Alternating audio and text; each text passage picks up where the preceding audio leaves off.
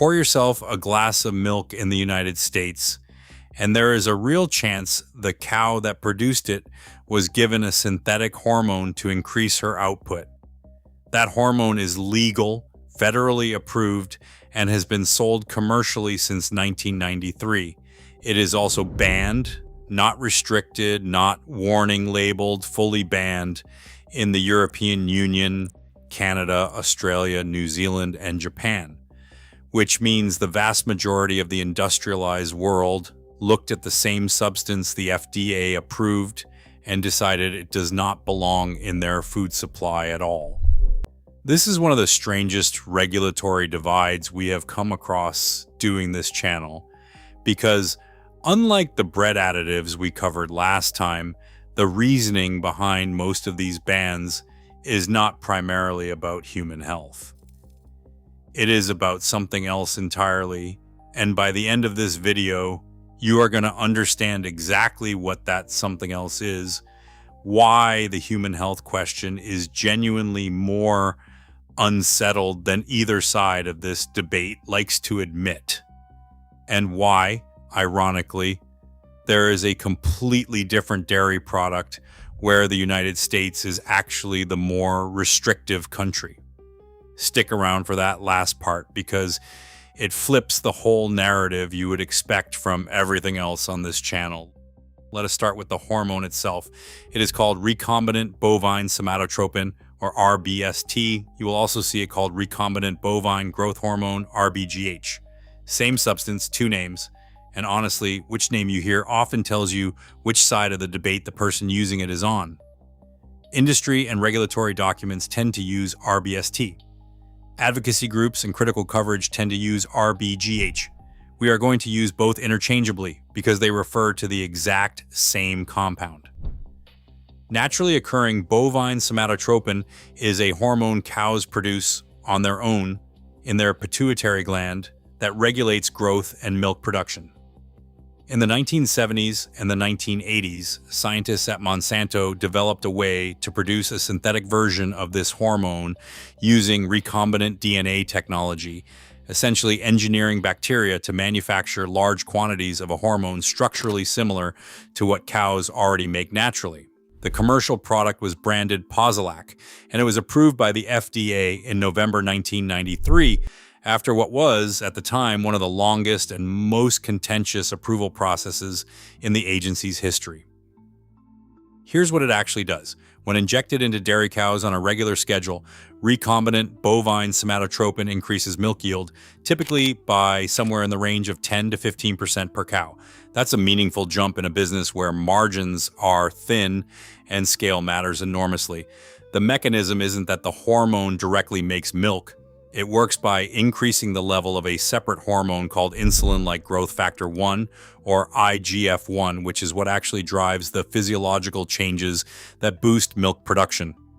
That IGF-1 connection is going to matter in a few minutes, so hold on to it. The Food and Drug Administration's approval in 1993 concluded that milk from recombinant bovine somatotropin-treated cows was compositionally indistinguishable from milk from untreated cows, and that the hormone itself, being a protein, would be broken down during human digestion just like any other protein, rather than remaining biologically active in the body. Based on that reasoning, the Food and Drug Administration determined there was no meaningful safety difference between the two and approved recombinant bovine somatotropin for commercial use with no requirement that milk from treated cows be labeled any differently from milk from untreated cows. Almost immediately, the international picture diverged sharply. In 1999, Codex Alimentarius, the Joint Food and Agriculture Organization and World Health Organization body that sets international food standards, largely to facilitate global trade, took up the question of whether to establish an international safety standard for rBST residues in milk, essentially a global stamp of approval that would have made it easier for rBST treated dairy products to move across borders without individual countries raising safety objections. The vote failed. Most member countries, representing the majority of the world's population, declined to establish that standard, effectively leaving the door open for individual countries to restrict or ban the hormone on their own terms, which is exactly what much of the developed world went on to do. The European Union banned rBST in 1999, following an assessment by its scientific committee that flagged both animal health and potential human health concerns as unresolved enough to justify precaution.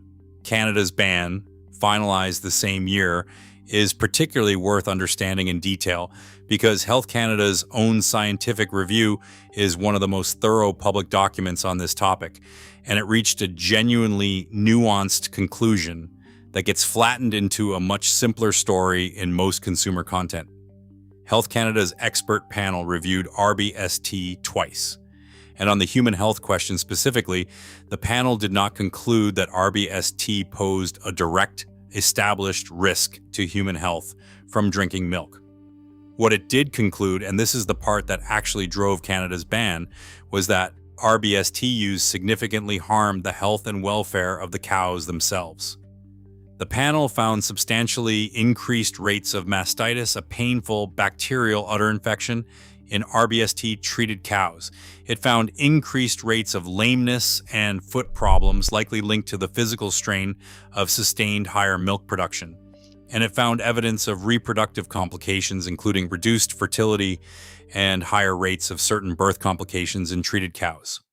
Canada's Health Protection Branch ultimately recommended against approval primarily on animal welfare grounds, not primarily on direct human health grounds, a distinction that gets lost almost every time this topic comes up online.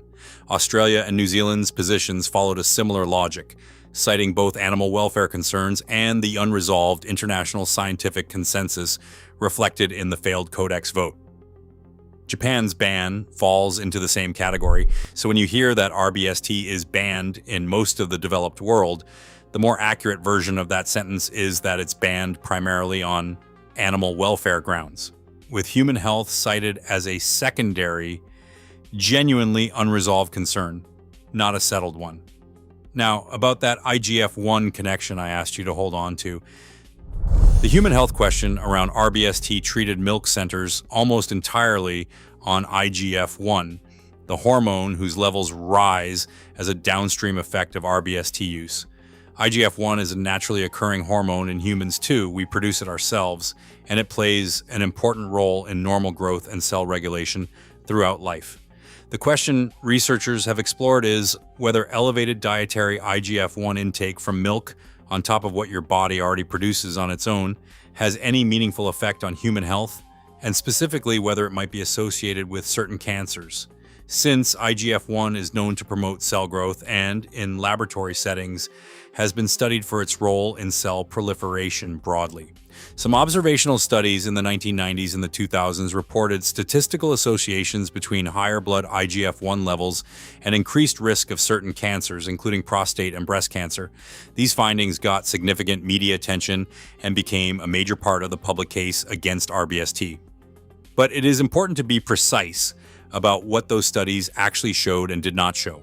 They were observational, meaning they identified a statistical association between people's naturally circulating IGF-1 levels, most of which is produced by the body itself, not derived from diet, and cancer risk.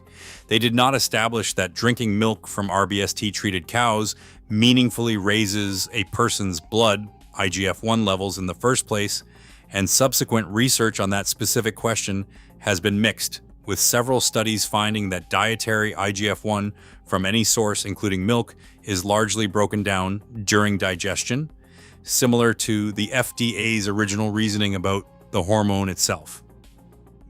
Major health bodies that have reviewed this question since the original controversy, including the American Cancer Society, the World Health Organization's Joint Expert Committee on Food Additives, and Health Canada's own follow-up reviews, have generally concluded that current evidence does not establish a clear causal link between rBST-treated milk consumption and increased cancer risk in humans.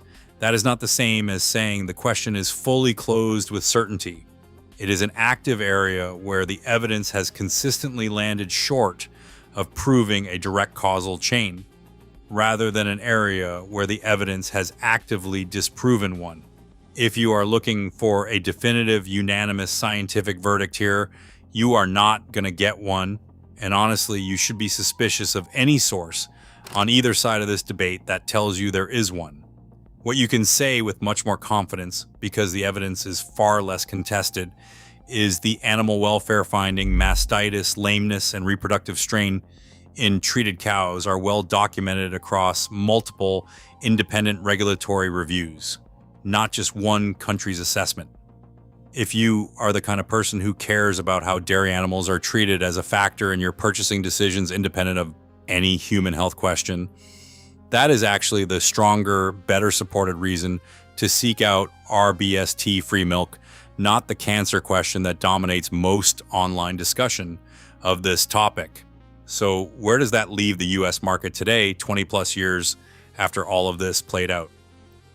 Here's where it gets interesting, and it follows almost exactly the same pattern we saw with bread additives in the last video. Legal at the federal level, but increasingly rare in practice, driven by market pressure rather than regulation.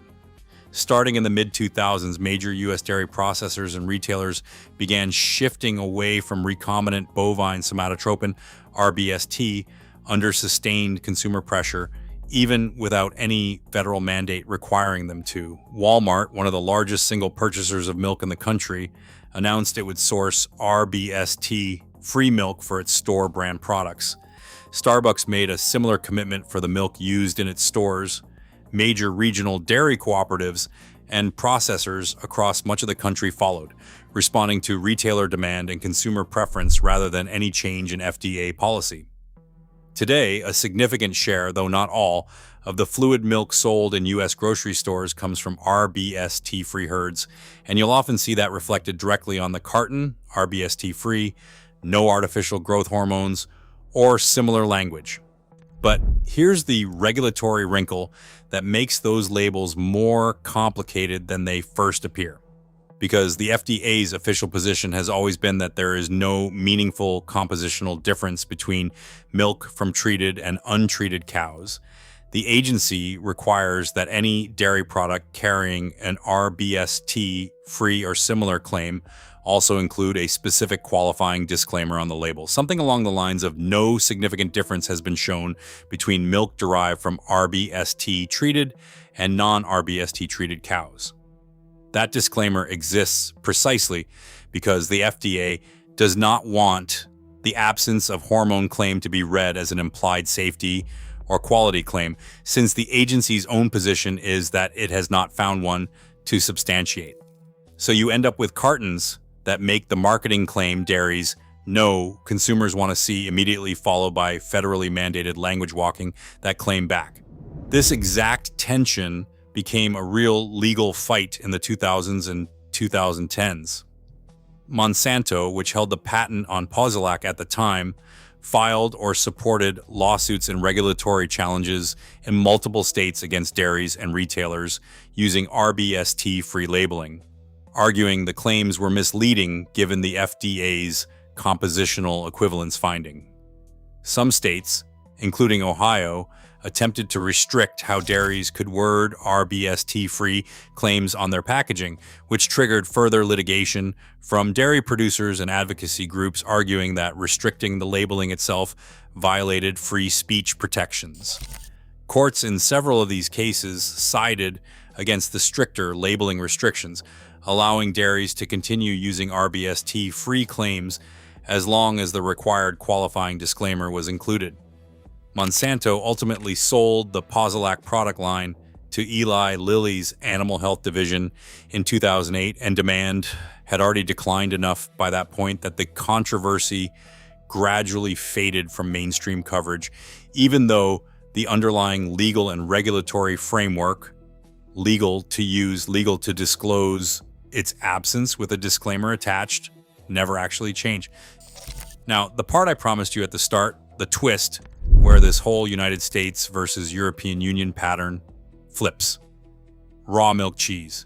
If you've ever had a proper unpasteurized camembert, a raw milk Comte, or a traditional raw milk cheddar in Europe, you've eaten something that is, in most cases, illegal to sell in the United States in that same form.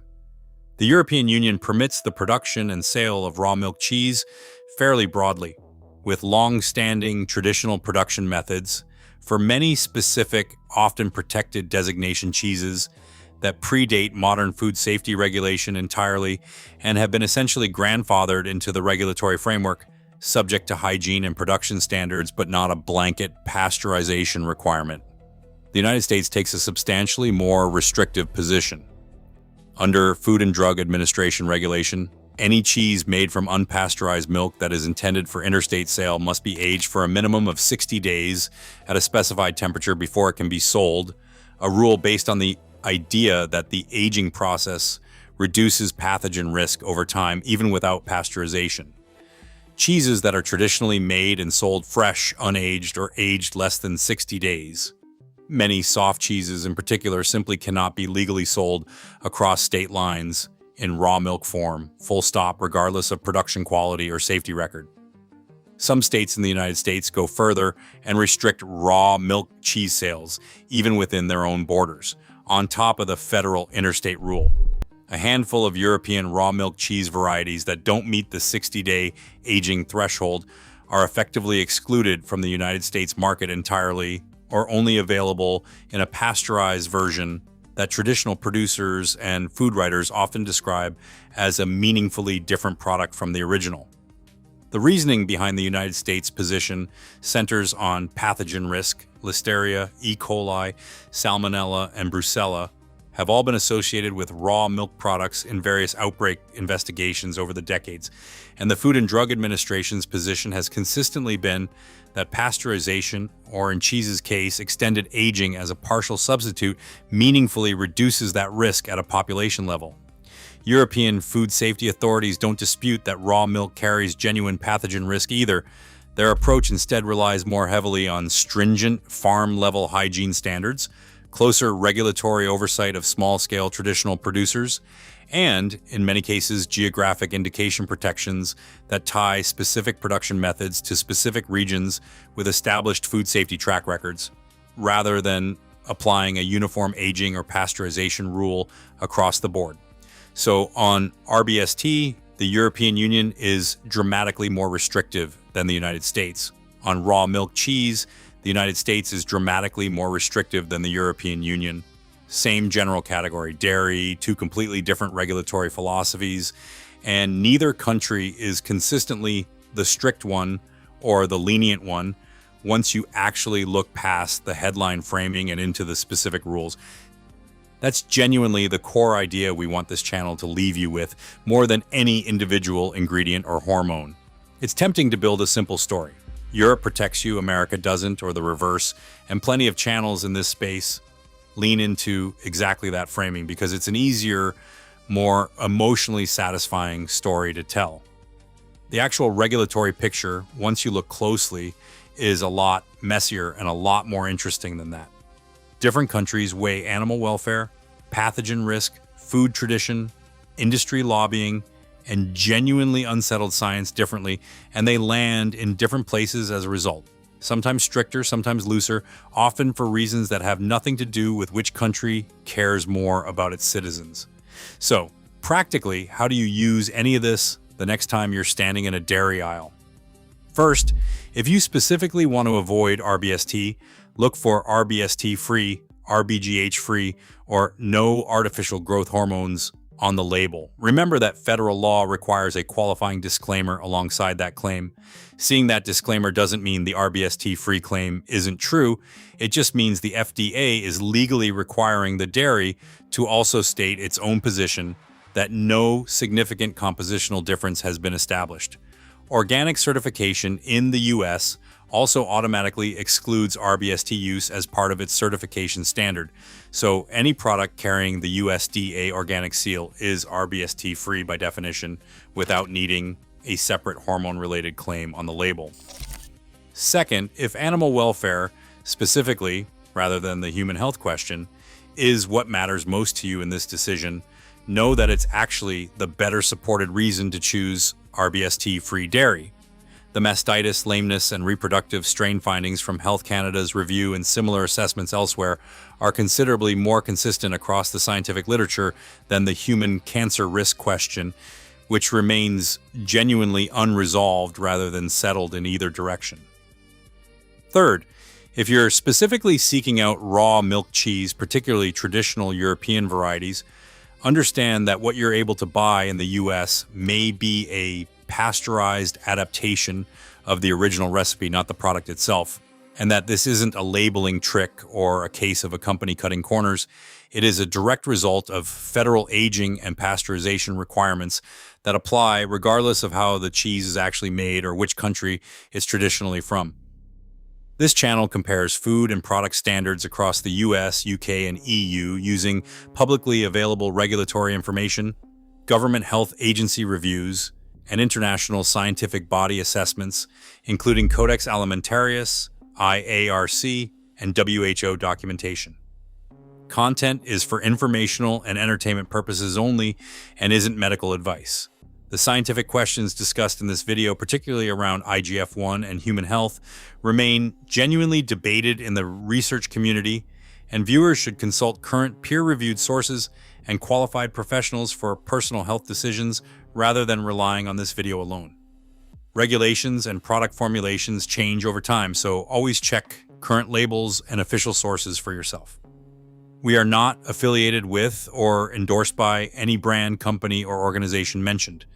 Next time, we're looking at something a little different, not a banned ingredient, but a banned marketing claim. The specific health claims European regulators won't let food companies put on a package, that American companies are still allowed to print in bold letters on the front of the box. Subscribe if you want to see exactly where that line gets drawn.